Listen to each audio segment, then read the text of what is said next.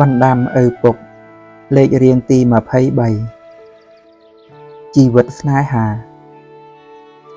កូនឪថ្ងៃនេះឪលើកពាក្យខ្លះពាក់ព័ន្ធនឹងជីវិតស្នេហាមកប្រាប់កូនឲ្យបានដឹងព្រោះកូនធំហើយតទៅថ្ងៃមុខកូនច្បាស់ជាជួបហើយត្រូវប្រឈមមុខនឹងបញ្ហាគ្រប់យ៉ាងនៃជីវិតដែលមានគូស្រករកូនមនុស្សដែលស្រឡាញ់យើងពិតប្រាកដមិនមែនមនុស្សដែលគិតថាយើងល្អណាស់ល្អគ្រប់យ៉ាងនោះទេប៉ុន្តែជាមនុស្សម្នាក់ដែលទោះបីជួបអ្នកណាគេផ្សេងទៀតដែលល្អជាងកូនតែគេនៅតែជ្រើសយកកូនជីវិតមនុស្សយើងខ្លីមិនទៀងអាចរលេះពេលណាក៏មិនដឹងដោយកូនឃើញស្រាប់ហើយហេតុដូច្នោះបើមានការខុសទាស់ចិត្តគ្នាកូនប្រញាប់ដោះស្រាយសង្ស័យអ្វីឲ្យសួរស្រឡាញ់ឬនឹកឲ្យប្រាប់អភ័យបានកូនឲ្យអភ័យដើម្បីថ្ងៃស្អែកនេះ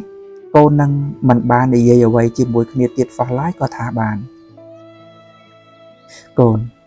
ជីវិតស្នេហាគឺជាចំណែកមួយនៅក្នុងធម្មជាតិដែលអាចផ្លាស់ប្ដូរបានជានិច្ចដែលសំខាន់កូនត្រូវចេះសម្របខ្លួនដើម្បីនៅជាមួយការផ្លាស់ប្ដូរប្រែប្រួលបានយ៉ាងណាឯនោះទៅវិញទេស្នេហាមិនមែនរឿងរបស់អ្នកណាត្រូវមើលថែអ្នកណាទេកូនតែវាជារឿងនៃការយល់ចិត្តគ្នាចេះសង្គ្រោះគ្នាទៅវិញទៅមកណាកូនព្រោះថាគូស្នេហ៍ប្តីប្រពន្ធត្រូវមានធម៌4យ៉ាងទើបនៅជាមួយគ្នាបានសុខមានសុភមង្គល4យ៉ាងហ្នឹងអ្វីខ្លះគឺទី1ហ្នឹងសច្ចៈទៀងត្រង់នឹងគ្នាទី2ខន្តីចេះអត់ធន់នឹងគ្នាទី3ហ្នឹងតមៈចេះទូលមានគ្នាទី4ចាកៈចេះលះបង់ដើម្បីគ្នាកូនចាំចុះគូស្វាមីភរិយាណាមានធម៌4យ៉ាងនេះគ្រួសារនោះច្បាស់ជាប្រសើរកូនហើយបើនិយាយទៅមិនមានគូស្នេហ៍ណាមិនដែលទាស់ទែងគ្នានោះទេតែវាសំខាន់ត្រង់ថាមិនថាយើងត្រូវឆ្លោះគ្នាយ៉ាងណាដោយហេតុអ្វីរឿងអ្វីទេកូនត្រូវសួរខ្លួនឯងថានៅស្រឡាញ់គ្នាឬអត់ចុងក្រោយណាកូនភាពសំខាន់នៃជីវិតគូវាមិនបានសម្រេចភាពជោគជ័យភាពសុខសាន្តនៅលើការរៀបមង្គលការនោះទេដែលឪនិយាយនេះមិនមែនឪមិនឲ្យមានពិធីមង្គលឲ្យនៅជាមួយគ្នាតែម្ដងទេណាកុំច្រឡំណាតែវាគឺសេចក្តីសុខពីការរស់នៅដោយមានធម៌ចេះសន្តោសគ្នាអធ្យាស្រ័យគ្នាចាប់ដៃគ្នាស្រឡាញ់គ្នាដល់ចាស់ជាមួយគ្នាឪសូមផ្ដាំកូនទុកថាមិនមានអ្នកណាត្រូវចិត្តអ្នកណាខ្លាំងណាស់ទាំងអស់គ្រប់យ៉ាងនោះទេចូលកូនស្រឡាញ់គ្នាក្នុងចំណុចល្អ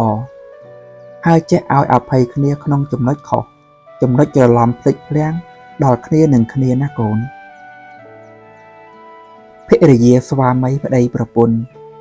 ផ្គាប់ផ្គុនរិះគិតរិទ្ធចរិយាជួយណែនាំគ្នាដោយមេត្តាផ្សែផ្សំផ្សះផ្សាផ្សាយពន្យល់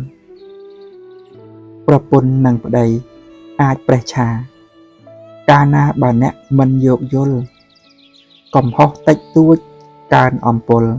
ខ្វាយខ្វល់ខ្វែងខ្វាត់ខ្ចាត់អភ័យស្វាមីគឺម្ចាស់លើភរិយាទាមទារឲ្យអ្នកស្ម័គ្រមេត្រីអត់ឱនលើកទោសត្រាប្រណីកុំវាជាស្ដីស្រីក្រំចិត្តភរិយាជាស្ត្រីប្តីចិញ្ចឹមប្រៀបផ្ទឹមចំណងចងរូបរិទ្ធត្រូវរៀបកិរិយាឲ្យល្អពិតស្មោះសរមូលមិត្តប្រពន្ធប្តីប្តីខ្លះមិនដែលដឹងសោះឡើយថាប្រពន្ធហត់នឿយប៉ុណ្ណាពេញមួយថ្ងៃព្រោះមិនដែលយកចិត្តទុកដាក់លើប្រពន្ធចូលចិត្តគិតថាខ្លួនហត់នឿយតែម្នាក់ឯង